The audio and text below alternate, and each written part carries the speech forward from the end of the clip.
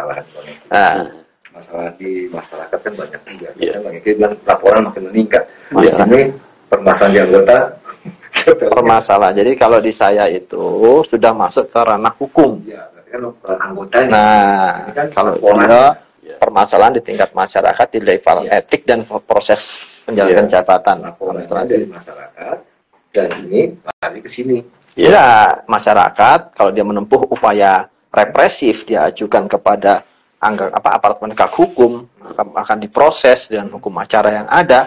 Aparat penegak hukum lari ke kita. Ya, karena kan masalah tidak bisa langsung ke MKN. Iya. Kalau ini notas ini bermasalah nih, Pak MKNW tolong diperiksa. Oh, nggak bisa. Karena harus ke sini. Kalau bicara profesi jabatan ke beliau, gitu loh. Jenis pembina dan pengawasan. Pembina dan pengawasan. Jadi betul tadi yang beliau sampaikan.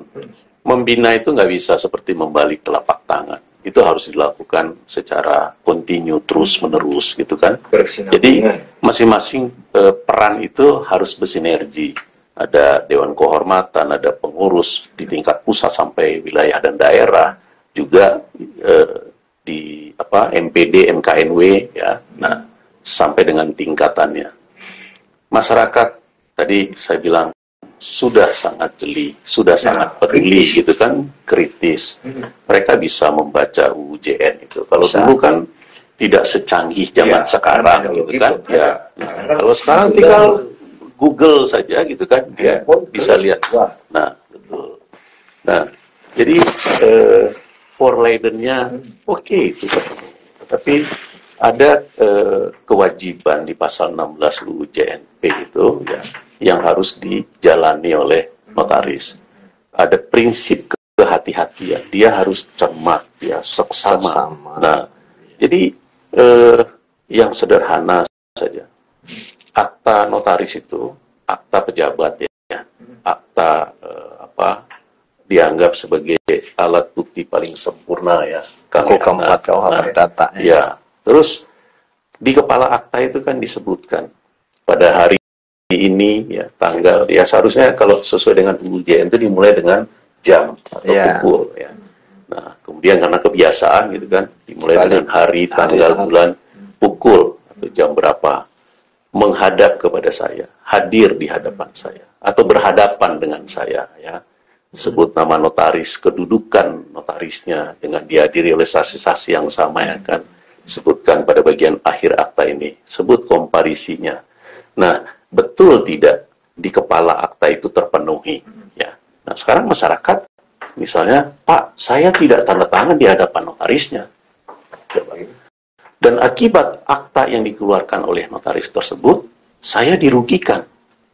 Nah, apakah itu PPJB, apakah itu kuasa, apakah itu perjanjian kredit, pengakuan hutang, dan lain sebagainya. Nah, jadi hati-hatinya di sini.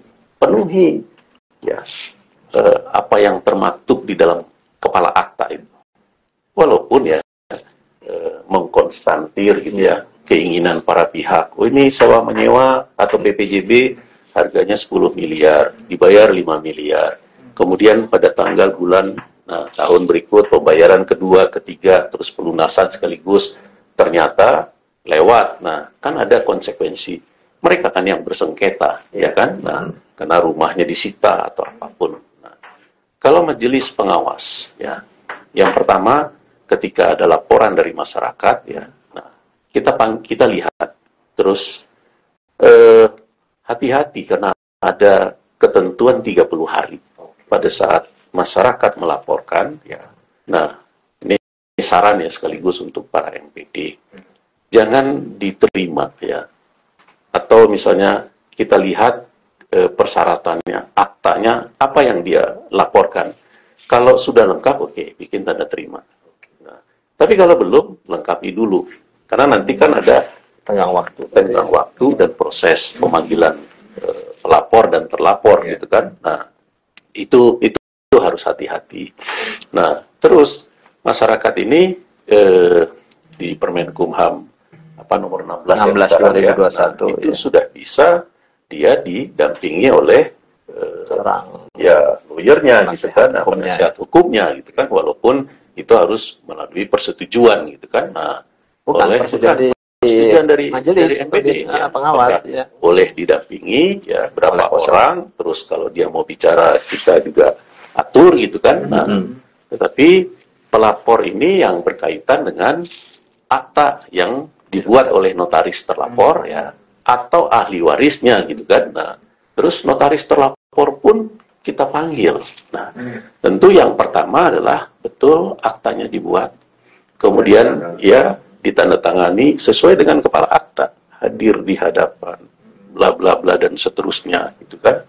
Nah, masyarakat sudah mulai peduli dengan yang begitu-gitu, karena ketika ada permasalahan akan diambil misalnya ya, dieksekusi yang isi akta itu, nah dia bilang saya nggak pernah tanda tangan di hadapan notarisnya. Itu salah satu masalah aja. Belum lagi kalau kasus-kasus yang berkaitan sama PT ya Kang ya. Jadi wah enggak, ini kan direkturnya datang bawa RUPS bawah tangan, Tulennya. tapi notarisnya kan harusnya membaca dulu. Betul tidak? Pertama misalnya dilaksanakan RUPS yang dibuat oleh mereka sendiri. Apakah RUPS itu dilaksanakan di tempat kedudukan atau tidak? Kalau di luar kedudukan, kedudukannya di Bogor, dia RUPS-nya di Jakarta, di Ancol misalnya, sambil dia jalan-jalan. 100% tidak. Terus korum ya. Kalau korum ya 100% boleh. Ya, terus ada kan tata cara pemanggilan jangka waktu 14 hari yang bisa juga lewat media cetak.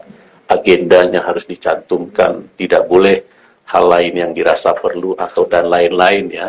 Ya, terutama dari Undang-Undang 195 ke 40 2007. Tapi bukan berarti tidak boleh ada agenda lain ya. Boleh muncul pada saat itu, tutup dulu RUPS-nya, buka lagi Agenda baru, agenda yang barunya. Nah, terus tentang peralihan saham ya. Nah, jadi mekanismenya itu mesti dia lalui. Jangan tiba-tiba dijual kepada pihak lain yang seharusnya di anggaran dasarnya sudah diatur harus ditawarkan terlebih dahulu kepada perorangan saham yang lain. Yang lain. Jadi yang begini-gini akhirnya ya minoritas ya. Nah, itu komplain, melaporkan dan seterusnya. Notarisnya yang tidak hati-hati. Jadi banyak hal lain lah ya.